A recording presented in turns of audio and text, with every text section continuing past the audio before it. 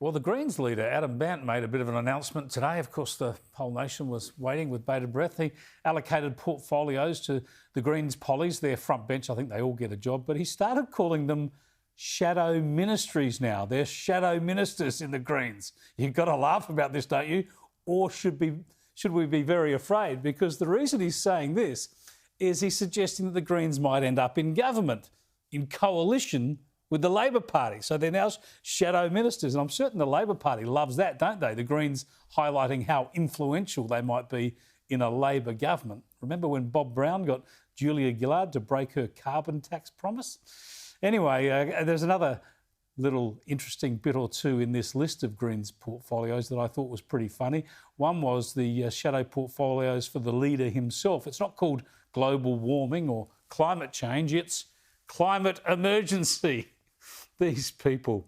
And you might have got a bit excited looking down the list too when you saw there was a shadow minister for nuclear. That makes sense, doesn't it? If there's a climate emergency, you need emissions-free power, so you'd look at nuclear energy. But no, this portfolio is all about getting rid of nuclear, banning nukes.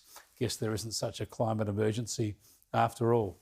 Let's get into the Wednesday wrangle then with commentators Liz Storer in Sydney and Justin Smith in Melbourne.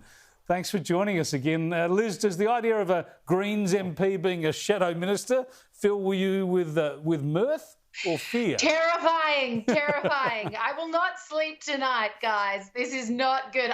But talk about counting your chickens. Back in July, Albanese, thankfully, whether he'll follow through or not, given half the chance, I don't know, did say that this wasn't something that would eventuate. He said Labor would rule in its own right, and if given the chance, they would not be doing a deal with the Greens to see a coalition of sorts. Look, very, very ambitious move by the Greens. Here's hoping it is well and truly in vain. Yeah, Justin, I don't think Labor will like this. They hate the idea of them being driven by the Greens agenda, and this shows that, of course, everybody knows if they were a seat or two short of forming government, they would join with the Greens. Yeah, I'm kind of looking forward to what happens next. Maybe they're going to give each other knighthoods or something. Or what the hell? If you can just call yourself anything, just do it. That's exactly right. Just do it. It makes them look kind of I think the Greens are all about dreams in a lot of ways, aren't they? They dream for a better world, but they don't always come up with much of an answer to be able to carry it off. And sometimes their dreams are kind of nice, and sometimes they're a bit wacky. So This actually makes them look a little bit mad.